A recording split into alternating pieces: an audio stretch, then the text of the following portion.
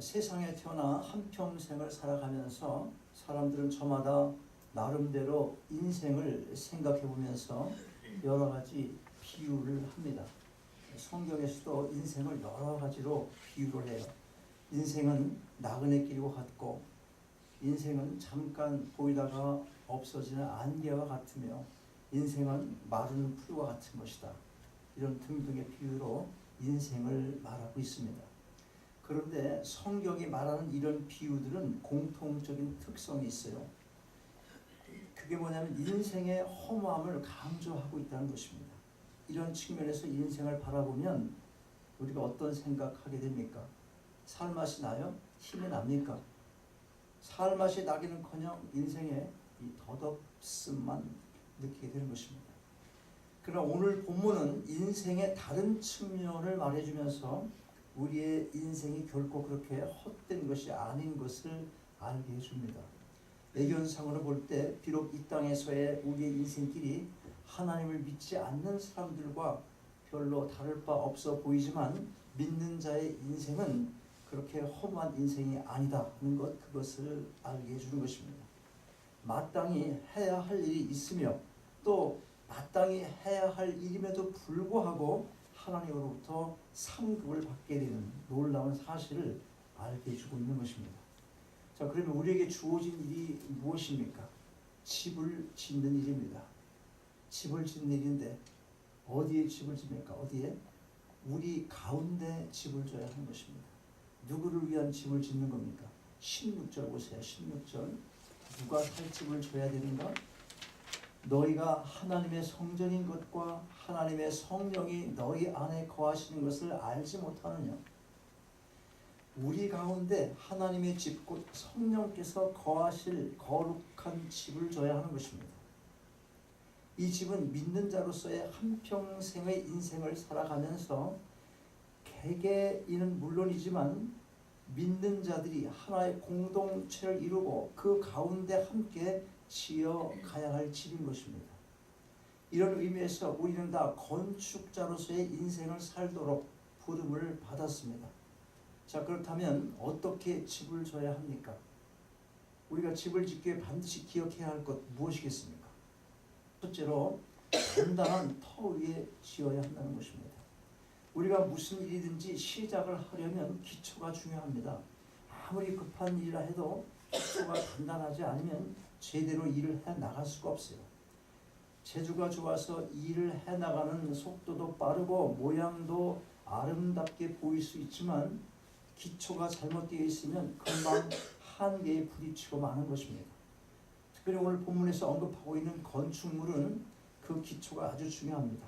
왜 그렇습니까? 왜? 위에서 말씀드린 대로 성령께서 거하실 집이기 때문에 그런 것입니다. 그러면 건물을 지을 때 그 기초는 뭘 의미합니까? 건물을 짓는 데 필요한 여러 가지 이론적인 것을 의미할 수가 있습니다. 기초라고 말할 때. 그러나 오늘 본문이 말하는 것은 그런 이론적인 기초가 아니라 건물이 세워질 장소를 가리키는 말, 곧 터라고 부르고 있는 것입니다. 실제로 오늘 본문에서의 터에 해당하는 헬라어 원어의 뜻이 문자 그대로 집이나 건축물의 기초를 가리키는 말입니다. 이제 우리가 이것을 영적으로 생각을 할 필요가 있어요. 왜냐하면 우리가 함께 지을 집은 금방 말했듯이 실제적인 이 땅에 어느 터에 집을 짓는 것이 아니라 영적인 집, 곧 성령께서 거하실 집을 져야 하기 때문에 그런 것입니다. 구약 성전의 개념이 아니라 우리가 져야 될 이 집은 성령께서 거하실 수 있는 거룩한 집이어야 한다는 의미에서 우리가 이 집을 성전이라고 부를 수가 있어요. 구약의 제사 지내는 그런 의미에서 건물을 말할 때 그런 의미로 성전이라는 말은 지금 쓰지 않지만 그것이 하나님이 거하고 또 예배할 수 있도록 우리가 같이 함께 모일 수 있는 장소, 그리고 그 모임 자체, 그것을 거룩한 무리다라는 개념에서 성전이 되는 것입니다. 그러면 그런 사람들이 함께 모여서 예배할 수 있는 이 장소도 하나님께 구별되어서 지은 장소다 했어요. 그러면 성자가 무엇입니까? 거룩, 구별된다는 거예요. 그래서 구별된 건물이다라는 의미에서 성전이라고 말할 수 있어요. 그런데 지금 성전이라는 말을 자꾸 쓰면 옛날 제사 생각하니까 내가 쓰지 말라고 그러는 건데, 여러분들이 만약 그 개념을 분명히 안다면 쓸 수 있어요. 성전에 간다. 근데 내용을 잘 모르는 사람은 저 무식한 사람 봐 또 이럴 거 아니냐고. 그래서 우리가 예배당이다 그렇게 부르는 게 좋겠다, 그런 생각하는 것입니다. 성령께서 거하실 수 있는 거룩한 집이어야 한다는 의미에서 우리가 이 집을 성전이라 부를 수 있습니다. 여기서 우리라는 것은 건물 말하는 게 아니에요. 지금은 오늘 본문에서의 말씀은 우리의 모임 자체, 공동체를 의미하는 거예요. 자, 그러면 이 집을 짓기 위한 영적인 터가 무엇이겠어요? 11절 말씀 봐요. 11절 같이 한번 읽습니다. 11절 시작. 이 닦아둔 것 외에 능히 다른 터를 닦아둘 자가 없으니 이 터는 곧 예수 그리스도다. 그렇습니다. 우리가 함께 지어갈 집은 오직 예수 그리스도만이 기초가 되고 터가 되어야 하는 것입니다. 너무도 당연한 것 같지만 이 땅에 많은 교회가 그 기초를 잃어버리고 있습니다. 마이클 호튼이라는 신학자가 있어요. 젊은 신학자인데 그의 저서 그리스도 없는 기독교라는 책에서 도널드 그레이 반하우스 목사가 오래전에 했던 설교의 한 부분을 이렇게 소개를 합니다. 잘 들어보세요. 사탄이 필라델피아를 장악한다면 술집은 모두 문을 닫을 것이고 도색 물들은 자취를 감출 것이다. 깨끗해진 거리는 서로 웃음을 머금은 보행자들로 가득 찰 것이다. 저주 악담도 사라질 것이다. 아이들은 예 선생님 혹은 예 부인이라며 공손하게 말할 것이고 매주일 문전 성실을 이룰 것이다. 어디에? 교회에. 그러나 교회에서는 그리스도가 선포되지 않을 것이다. 어떻게 하면 이런 일이 생긴다고? 사탄이 지배를 하는 세상에 오면 예수 그리스도가 선포되어야 할 일들, 그런 애적인 현상이 거꾸로 일어난다는 거거든. 사탄이 장악하여 교회에서 그리스도가 선포되지 않으면 오히려 세상이 더 아름다워지는 것으로 풍자적으로 묘사를 하고 있는 것입니다. 교회에게 주는 메시지가 뭐예요? 이걸 잘 들으셔야죠. 더 이상 교회에서 그리스도를 선포할 필요가 없다는 것이 아니라 오히려 그 반대로 교회가 인간이 중심이 되어 그 기초가 되는 예수 그리스도를 더 이상 선포하지 않고 있는 영적으로 잠든 이 시대의 교회를 질타하고 있는 것입니다. 여러분, 교회가 그리스도를 잃어버리면 무엇으로 자리를 채우게 되겠습니까? 인간 중심의 메시지가 단에서 넘쳐나고 심리학적 치유와 위로와 사랑과 화목과 나눔 등등 듣기 좋은 인간적인 말들이 교회를 채우는 것입니다. 무엇으로도 채워야 되니까. 그래야 단체를 운영하게 되니까. 채우는 거예요. 채우되 예수 그리스도가 아닌 인본적인 시각에서 좋은 것들로 다 포장해서 채운다 하는 거예요. 듣기만 좋은 것이 아니라 분위기도 고급스러운 카페같이 되는 거예요. 더 이상 해계니 희생이니 심판이니 지옥이니 이런 말을 교회에서 들을 수가 없게 되고 설교 시간에 실수로라도 이런 말을 하게 되면 곧바로 고소를 당하게 될 것입니다. 사탄의 전략입니다.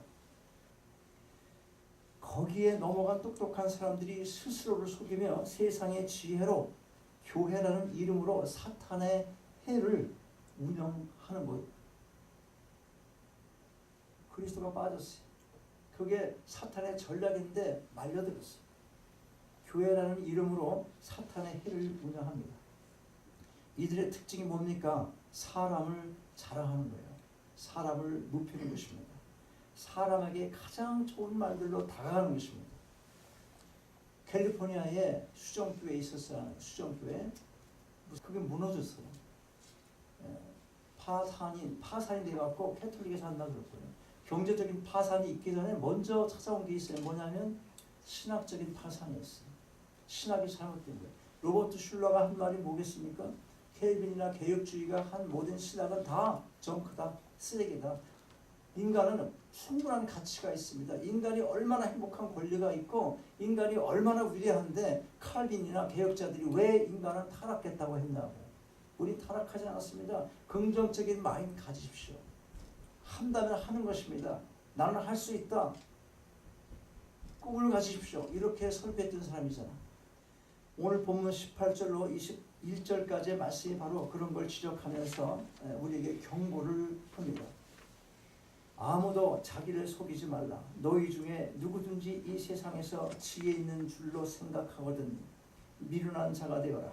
그리하여야 지혜로운 자가 되리라. 이 세상 지혜는 하나님께 미련한 것이니 기록된 바 지혜 있는 자들로 하여금 자기 계율에 빠지게 하시느니라 하였고 또 주께서 지혜 있는 자들의 생각을 헛것으로 아신다 하셨느니라. 20절 같이 한번 읽으세요. 시작. 그런즉 누구든지 사람을 자랑하지 말라. 만물이 다 너희 것이니라. 여러분, 우리가 반드시 기억해야 합니다. 교회는 오직 예수 그리스도를 기초로 하여 세워져 가야 한다는 것입니다. 교회는 단순히 이 세상의 삶과 행복에 초점을 둔 공동체가 아닙니다. 우리의 영원한 생명과 직결된 곳이고 그 생명의 근원이 바로 예수 그리스도이신 것입니다. 그분만이 교회의 기초가 되십니다. 사도행전 4장 11절 12절 말씀이 분명하게 증거합니다. 이 예수는 너희 건축자들이 버린 돌로서 모퉁이의 머릿돌이 되었느니라. 다른 이로서는 구원을 얻을 수 없나니 천하 인간의 구원을 얻을 만한 다른 이름을 우리에게 주신 일이 없음이니라. 여러분, 우리 모두는 건축자로 부름을 받고 있습니다. 우리가 지어할 이 집은 성령께서 거하시는 집이며 이 집이 바로 믿는 자들의 모임인 교회인 것입니다. 모두가 교회를 세워가기에 힘을 쓰시되 오직 예수 그리스도만이 교회가 세워질 견고한 터임을 기억하시기 바랍니다. 우리가 집을 짓기에 반드시 기억해야 할 것, 둘째로 좋은 재료로 집을 지어야 한다는 것이에요. 좋은 재료로 지어야 한다는 것 기억하십시오.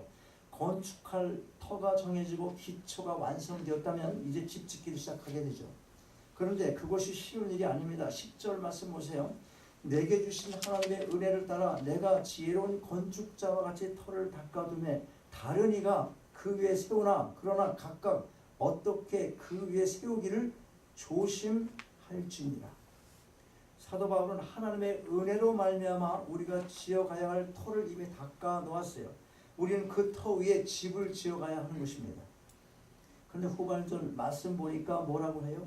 그 위에 세우기를 조심하라.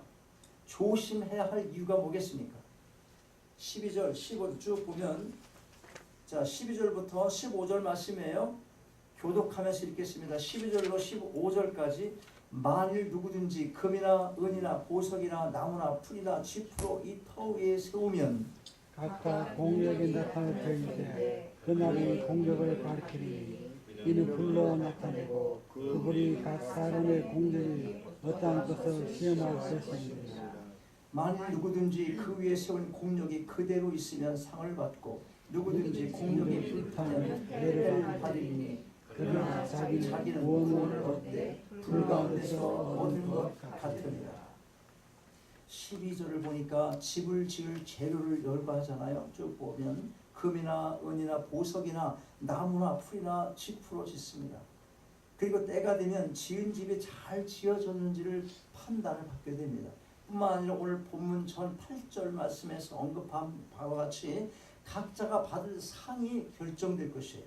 그리고 무엇으로 어떻게 공력이 밝혀지나요? 다시 말해서 건축에 쓰인 자재를 비롯해서 건축술의 가치와 건축자의 노력 등이 무엇으로 밝혀진다고 했어요. 13절 보니까 불로써 입증할 것이라 했어요. 그렇다면 불시험이 왔을 때 타지 않으려면 무엇으로 집을 줘야 하겠습니까? 복잡해요. 당연히 나무나 풀이나 짚이 아닌 금이나 은이나 보석으로 지어야 합니다. 아주 상식적인 거예요. 문제는 성령께서 거하실 집은 우리가 살펴본 대로 실제적인 금이나 은이나 보석으로 지은 집이 아니라는 데 있습니다. 그러니까 여기서 말씀하고 있는 집과 재료들은 다 비유로서 예를 들은 거예요. 그러므로 이미 위에서 언급한 대로 우리가 지어야 할 집은 믿는 자들의 공동체 곧 교회를 말하고 있는 것입니다. 그러면 금과 은과 보석이란 무엇을 의미하는 겁니까? 이걸 알아야 되잖아요. 자, 여러분, 우리에겐 각자마다 주어진 은사가 있어요. 받은 은사가 크거나 작거나 많거나 적거나 한 것은 오늘 본문에서 말씀하고 있는 불의 심판과는 아무런 관계가 없습니다. 한평생 무엇으로 어떤 마음으로 어떻게 각자에게 맡겨진 소명을 감당하며 영적인 집, 곧 교회를 세워왔는가, 그게 중요한 것입니다. 열심히 섬기고 봉사하는 것, 그건 아주 중요하고 또 마땅한 겁니다. 문제는 그 동기가 무엇이며 또 어떻게 한평생 집을 져왔는지, 그게 중요한 것입니다. 먼저 동기가 하나님 보시기에 합당해야 합니다. 하나님께서 기뻐하시는 동기는 하나밖에 없습니다. 뭡니까? 하나님의 영광인 것입니다. 하나님의 영광 외에 그 어떤 것도 교회를 세워가는 동기가 될 수가 없는 것입니다. 어떠세요? 하나님의 영광을 위하여 여러분 각자에게 주어진 소명을 감당해 나가시고 계십니까? 이 대답하니까, 대답을 물으니까 여러분 마음이 어때? 자, 그렇다고 쳐요. 그렇다.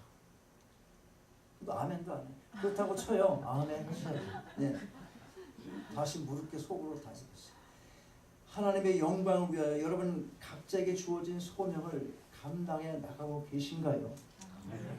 그렇다면 놓치면 안 될 중요한 그 한 가지가 있어요. 그게 뭐냐면 아무리 하나님의 영광을 위한 목적을 가지고 있다고 하더라도 내 마음대로가 아니다 하는 사실인 거예요. 하나님의 방법대로가 아주 중요합니다. 다시 말해서 섬기며 봉사하는 모든 수고도 다 하나님께서 기뻐하시는 방법대로 해야 된다는 것입니다. 그래서 필요한 게 뭡니까? 순종입니다. 무슨 섬김과 봉사이든 그 일을 해 나감에 있어서 순종은 절대적으로 필요한 것입니다. 하나님은 순종을 기뻐하세요. 성경이 뭐라고 합니까? 사무엘상 15장 22절 이런 말씀이 있어요. 사무엘이 가로되 여호와께서 번제와 다른 제사를 그 목소리 순종하는 것을 좋아하심같이 좋아하시겠나이까? 순종이 제사보다 낫고 듣는 것이 수양의 기름보다 나으니. 순종이 제사보다 낫다. 하나님께서는 순종을 기뻐하신다는 말씀이에요. 자, 말씀을 정리합니다. 교회의 기초는 예수 그리스도 한 분밖에 없습니다. 그러므로 예수 그리스도가 없는 교회는 결코 교회다운 교회가 아닌 것이에요. 세상에는 수없이 많은 교회가 있습니다. 그런데 여러분, 세상 사람들은 무엇을 보고 교회라고 합니까? 뭘 보고 교회라고 그럽니까? 저기 교회에 있네? 뭘 보고 교회라고 그래요? 건물 앞에 아니면 건물 높은 곳에 십자가 또는 무슨 교회라고 간판 보면 다 교회라고 말합니다. 그러나 여러분, 교회라는 간판이 거창하게 달렸다고 해서 십자가가 밤에 불빛을 내며 번쩍이고 24시간 십자가가 이렇게 서 있는, 그런다고 해서 그게 다 교회가 아닐 수 있다는 것, 그걸 잊으면 안 된다고 하는 것입니다. 우리 교회도 마찬가지예요. 우리 가운데 성령이 함께 하실 수 없다면 아무리 우리가 예수 그리스도의 이름을 부르며 위로와 사랑이 넘치고 화목 가운데 행복하고 멋있게 성장을 이루어간다 해도 그것은 하나님이 아니라 사탄이 바라는 극히 인간 중심의 하나의 집단에 불과한 것입니다. 그러므로 우리는 오늘 본문 17절 말씀에 특별히 귀를 기울여야 할 필요가 있습니다. 같이 큰 소리로 읽겠어요. 17절 말씀 시작. 누구든지 하나님의 성전을 더럽히면 하나님이 그 사람을 멸하시리라. 하나님의 성전은 거룩하니 너희도 그러하니라. 오직 하나님의 영광을 위하여 말씀을 따라 순종하며 각자에게 맡겨진 일을 열과 성을 다해 충성하심으로 거룩한 교회 공동체를 세워나가는 여러분 모두가 다 되시기를 주님의 이름으로 축원합니다. 아멘.